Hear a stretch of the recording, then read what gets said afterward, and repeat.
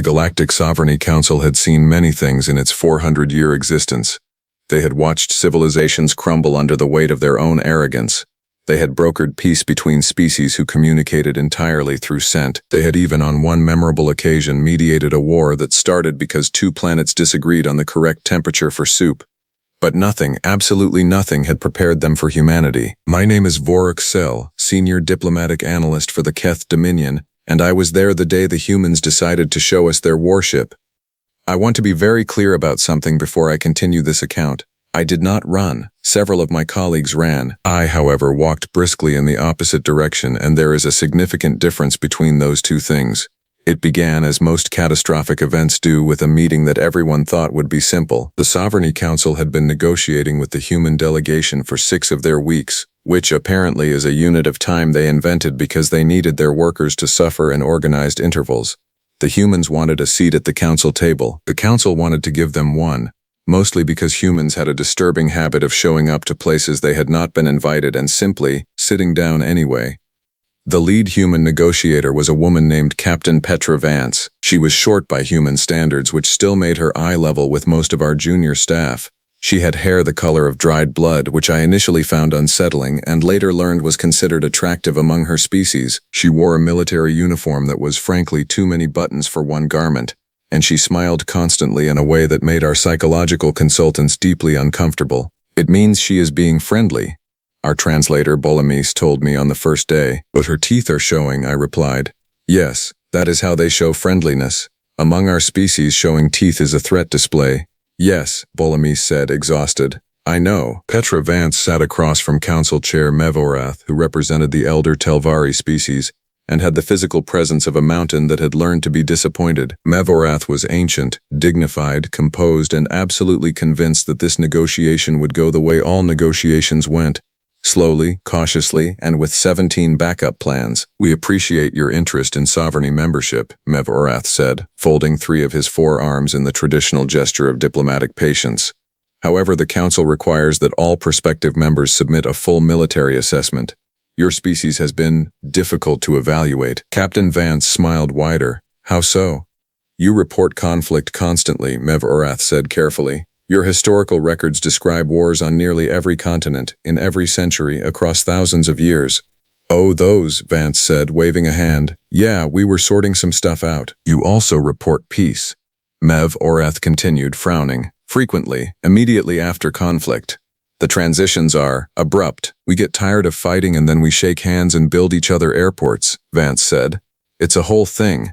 Mevorath stared at her for a long moment.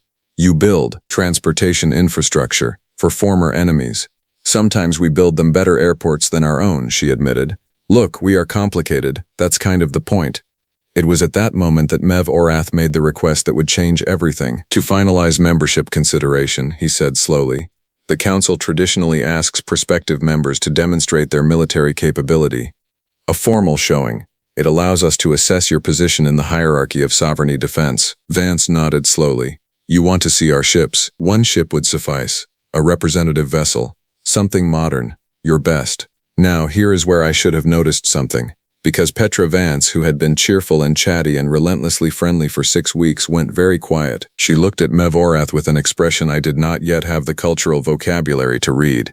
Later, with the benefit of experience in 3 separate therapy sessions, I would identify it as the look a human makes when they are trying very hard not to laugh. 1 ship, she repeated. Yes, modern. Ideally. Our best, she said. If possible, Mevorath said with the patience of someone who did not yet know they were standing at the edge of a cliff. Vance leaned back in her chair, tapped her fingers twice on the table and said, I can do that. Give me 48 hours. She stood, buttoned the 1 button on her jacket that had come undone during the meeting, and walked out of the council chamber with the calm, unhurried step of a person who had just won something and was too polite to say so. The next 48 hours were quiet, too quiet. Our intelligence division, the Keth Observational Bureau, spent that time attempting to gather data on human military assets. The results were confusing. Humans had so many ships, hundreds of classifications, destroyers, cruisers, frigates, carriers, corvettes, submarines, and a category called assault landing ships, which our analysts could not parse and refused to try after reading the description twice. They have a vessel, said one of our junior analysts, a young Keth named Torbal Rim who I had assigned to the project because he was enthusiastic. That is designed to carry smaller vehicles inside it, deploy those vehicles into a hostile ocean environment and deliver ground soldiers directly onto a defended beach while under active weapons fire. That sounds like a vehicle designed to fail, I said. That is what I thought, Torbal Rim said. But then I checked the historical records. They used them, repeatedly, on purpose, against enemies who knew they were coming. I sat with that information for a while. Torbal, I said finally. Yes, sir? What do you think they are going to show us? He looked at his datapad. He looked at me. He looked back at his datapad. I don't know, he said, but I have filed a personal evacuation request just in case. I told him that was an overreaction. I was wrong. On the morning of the third day, the human vessel entered Sovereignty space. The Council's observation platform, a magnificent structure of polished ironthal alloy and cascading sensor arrays, was crowded with representatives from every member species. There were the tall, silver-plated Duvari, who never showed emotion and were showing it very hard right now. There were the Pelosi cluster minds, who communicated in harmonics and were currently producing a sound our translators categorized as collective unease. There was Mev Oreth himself, standing at the central viewport with all four arms folded, radiating the particular energy of someone who had organized this event and was starting to regret it. And there was me, Voruk Sel, with a cup of Keth morning brew going cold in my upper hand, watching the long-range sensors and waiting. The ship appeared on the screen first as a dot, then the dot became a shape, then the shape became the ship, and the entire observation platform went completely, utterly silent. That, said the Duvari ambassador, whose name was Kes Anvar and who had spent 40 years maintaining perfect diplomatic composure, is not a modern ship. He was correct. What drifted into visual range was not the sleek, blade-sharp silhouette of a new human vessel. It was not the kind of craft that spoke of advanced metallurgy and cutting-edge propulsion systems. It was, by every visual and sensor metric, ancient. The hull was dark steel, the color of a storm cloud that had given up on being subtle. It was massive, easily 400 meters from bow to stern, with a wide flat deck and a superstructure that rose from its center like a fortress that had decided to go to sea and never came back. It had turrets, multiple turrets. Enormous ones, the kind that made your brain do a quick involuntary calculation about what exactly they were designed to fire and how far it would travel. The hull had visible plating, thick overlapping armor that looked like it had been designed by someone who believed that if a thing was worth protecting, it was worth surrounding in enough steel to make the problem someone else's. It was, in the most technical sense possible, a battleship, an old one. Sensors, said Mev Oreth, very quietly, date that vessel. There was a pause. The sensor operator, a young Telvari who was having a genuinely formative career experience, checked his readings. Then he checked them again. Then he made a sound that had no direct translation but meant something approximately like, I would like to request reassignment. The vessel, he said carefully, appears to be approximately 110 years old. Complete silence. Captain Petra Vance's voice came over the communication channel, cheerful and warm and absolutely diabolical. Good morning, Council. That's the IHS Meriden. She's one of ours, fully restored. We thought you might appreciate something with a bit of history. Mev Orath's lower two arms unfolded, then folded again, then unfolded. Captain Vance, he said slowly, you were asked to bring your best vessel. Said Vance. This ship is over a century old. Yes, by human reckoning. By any reckoning, Vance said pleasantly. She was laid down in the early 20th century, saw action in the second of our global conflicts. We call them world wars, which, looking back, is a name that really should have given everyone more pause at the time. Kesanvar, the Duvari ambassador, leaned toward me with the controlled urgency of a person who is screaming internally. They fought, he whispered. Wars, across their entire world. Multiple, I whispered back. He was quiet for a moment. And the ship survived? She did, I said. They restored it. Yes, and brought it here, he said, as their answer to our request for their best military asset. Yes, I said. Another pause. Voruk, said Kes Anvar. Yes? I am going to take 3 steps backward now. I am not going to explain why. I simply want you to know I am doing it deliberately. He took 3 steps backward. I did not, mostly because my legs had stopped taking instructions from my brain and were just waiting to see how this played out. On the viewport, the IHS Meriden held position with the easy confidence of something that had never once been asked to hurry. Its turrets did not move. Its hull did not glow or hum with exotic energy. It simply sat there, in the darkness of space, radiating the specific energy of a thing that had outlasted empires and was not in any hurry. Captain Vance's voice returned, still warm, still pleasant, still utterly lethal. "She has been upgraded, of course," she said. "Propulsion, navigation, life support. We kept the hull, the armor, the turrets. The guns fire something a little more modern than the original shells, but the fundamental architecture is exactly as designed, 110 years old and still the most fun thing we have ever put in the water." "In the water," Mev Orath repeated. "She was a naval vessel originally," Vance explained. "Oceans, we have oceans, big ones, we used to fight on them." "You," said Mev Orath with the careful enunciation of a being reaching their absolute limit, "fought wars on oceans, in ships like this, then restored this specific ship, then launched it into space, and brought it here." "Yes," said Vance. There was warmth in her voice, almost fondness. "We are very attached to her." The observation platform was so quiet you could hear the ventilation system. 17 species, representing centuries of combined diplomatic experience, stared at a 110-year-old steel warship sitting in space like it owned the place. And then, from somewhere in the back of the platform, a Pelosi cluster mine produced a sound. It took our translators 4 seconds to process it.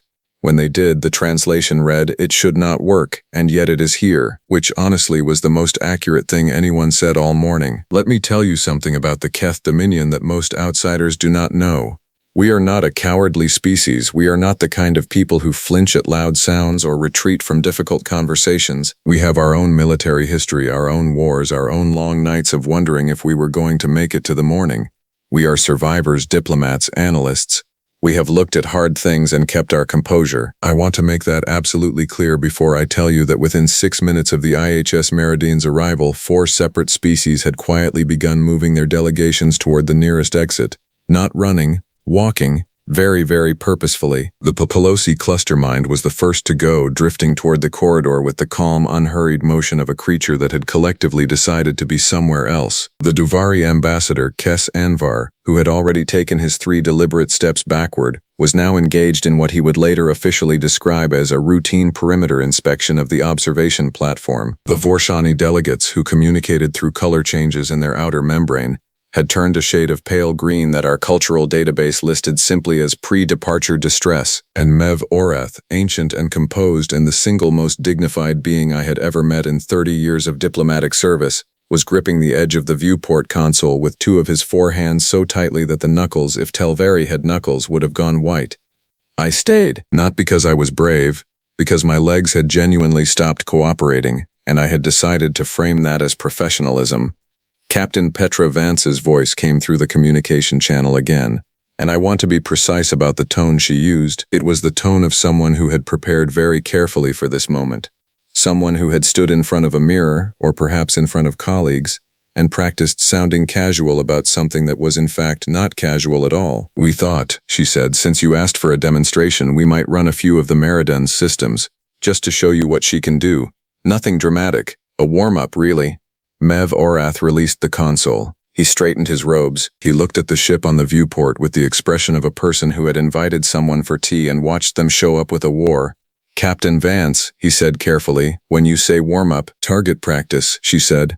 "We brought some old satellite husks from the outer belt, decommissioned hardware, completely safe. We just want to show you the range and accuracy. It'll be quick." "Quick," Mev Orath repeated. "Very." He looked at me.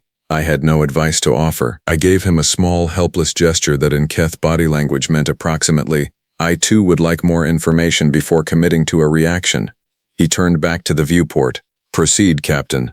There was a pause on the channel. In the background, very faintly, I thought I heard the sound of human voices, and what might have been someone saying "told you" to someone else, and then a sharp sound that I later learned was a human slapping another human on the upper arm in a gesture of celebratory vindication. I chose not to mention this to Mev Orath. The Meridian sat still for exactly 30 seconds. During those 30 seconds, nothing on the ship moved. No visible charging of weapons, no glowing emitters, no dramatic energy buildup of the kind we were accustomed to seeing from advanced military vessels. The turrets did not swivel.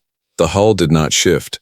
It simply sat there, dark and enormous, being old at us, And then the guns fired. I have attended weapons demonstrations before. I have watched the Duvari deploy their Cascade Lance arrays, which produce a column of focused energy that travels at 94% the speed of light and hits with the precision of a surgeon's instrument. I have observed the Telvari gravity compression systems, which fold space in small, elegant ways that make physicists emotional.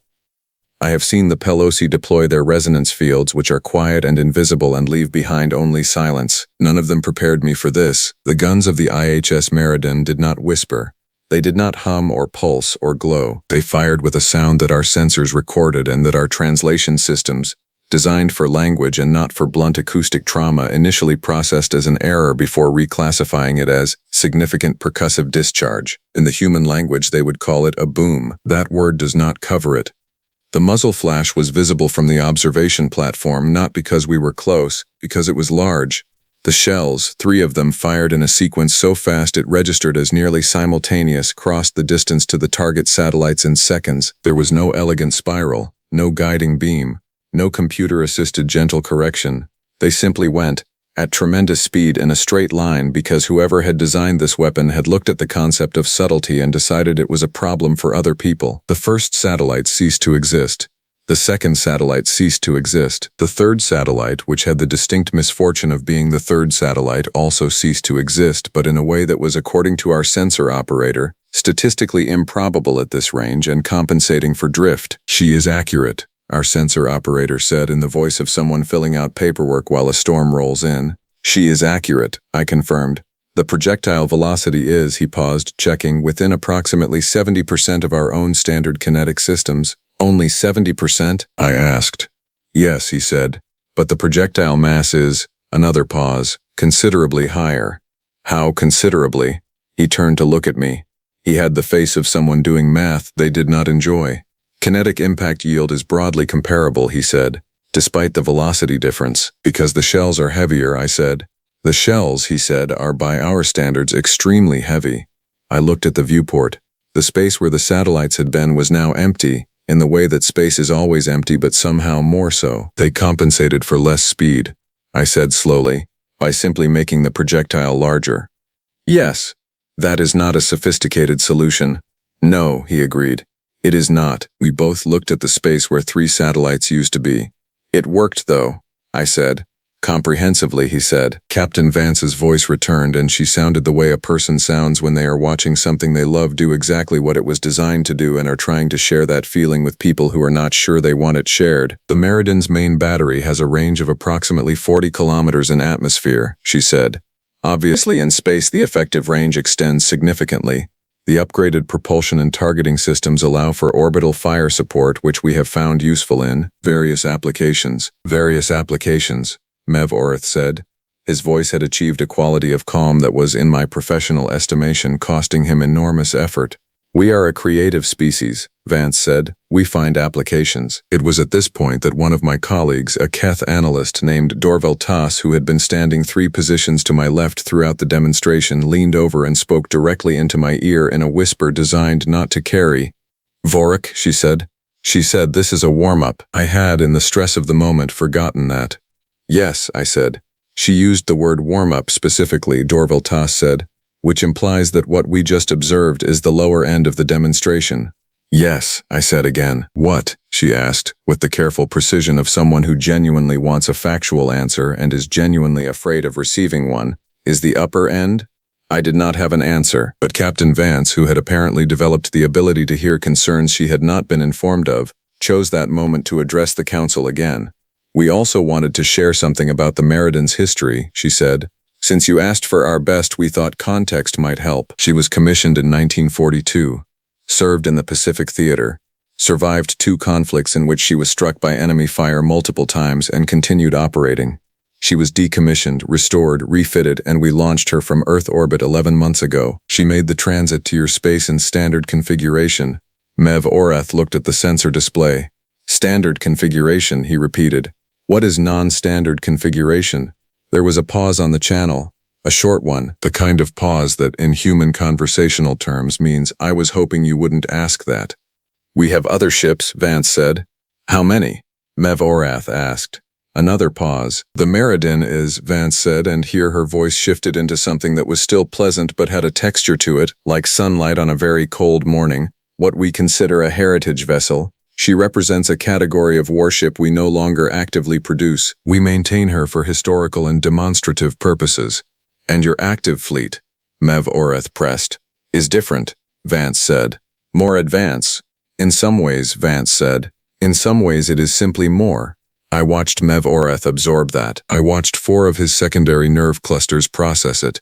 I watched him look at the ancient steel ship on the viewport, with its enormous turrets and its thick old hull and its 3 satellite performance, and I watched him understand, in the way that very intelligent beings understand things they were not ready to understand, what more meant when applied to a species that considered this their heritage piece. The Duvari ambassador reappeared at my side. He had completed his perimeter inspection. He looked at the viewport. He looked at me. The guns, he said quietly. Yes, I said. They are loud. Yes. That is intentional. I thought about it. I thought about everything I knew about humans, which was more than most but less than I needed. I thought about a species that fought wars on oceans, that built airports for their former enemies, that named their conflicts things like World War, and then had a second one that restored a century-old warship and brought it to a diplomatic summit as a polite hello. I think, I said carefully, that humans are loud on purpose. I think they decided at some point in their history that being subtle was a luxury they could not afford, and they have not entirely revisited that position. Kes Anvar was quiet for a moment. They are asking to join the council, he said. Yes. As a member. A peer. Yes. With full voting rights. Yes. He looked at the ship. And if we say no? I did not answer that directly. I said instead, they brought a heritage vessel. For the greeting. Kes Anvar nodded once slowly. He turned around, walked back to his delegation's position, and said something in Duvari to his staff. I did not hear the exact words, but his staff immediately opened their data terminals and began, very quietly, reviewing the membership application documents with renewed attention. On the communication channel, Captain Petra Vance was saying something warm about how much the crew of the Meriden had enjoyed the visit, and how they hoped the council found the demonstration useful, and how humanity was genuinely excited about the prospect of partnership and cooperation with all the wonderful species of the sovereignty. And Mev Orath, 4-armed and ancient and unflappable, looked at the ship on his viewport one last time. He looked at the empty space where the satellites had been. He looked at the turrets, still and dark and patient, the way things are patient when they have nothing left to prove. He unfolded all 4 arms. In Telvari body language, all 4 arms unfolded simultaneously as a gesture reserved for moments of complete and genuine acceptance. It is what a Telvari does when they have finished calculating and reached a conclusion they did not expect but cannot argue with. Captain Vance, he said, with the measured dignity of someone who had done a great deal of very fast thinking in the past several minutes.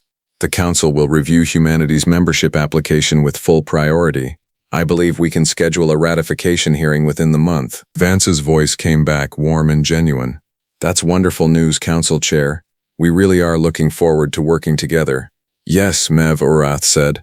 There was a brief silence, not uncomfortable, just the silence of a conversation that had reached its natural end and needed a moment to settle. One final question, Captain, Mev Orath said. Of course. The Meriden, he said. She is, as you say, a heritage vessel. She is. Your active fleet is, he paused, different. Yes, Vance said. Would you, Mev Orath said, with the careful phrasing of a being who had learned today that some questions are doorways and you cannot always see what is on the other side before you step through them. Ever consider showing us one of those? The pause that followed lasted 4 seconds. Then Petra Vance laughed. It was a short sound, genuine, unguarded, the kind that escapes before you can decide whether it is appropriate. Council Chair, she said. And there was something in her voice that I can only describe as affectionate, the way you sound when something you love is being appreciated for the first time by someone new. Let's get the paperwork done first, then we'll talk. Mev Orath closed the channel. He stood at the viewport for a long moment, looking at the IHS Meriden, the old battleship, the loud and honest and absolutely terrible thing, sitting in the dark of space like it had never heard the word impossible and did not intend to start now. Then he turned to his staff, straightened his robes, and said in a tone that brooked absolutely no discussion, approve the application, full membership, process it today. His senior aide blinked. Today, Chair, without the standard review period? Mev Orath looked at the ship one last time. Today, he said. And that was how humanity joined the Galactic Sovereignty Council. With a 100-year-old battleship, 3 fewer satellites, and a laugh that echoed on a diplomatic channel for about 4 seconds too long. I filed my report that evening. Under threat assessment, I wrote one sentence: "Do not make them show us the other ships." My supervisor approved the report without comment. He had watched the demonstration too.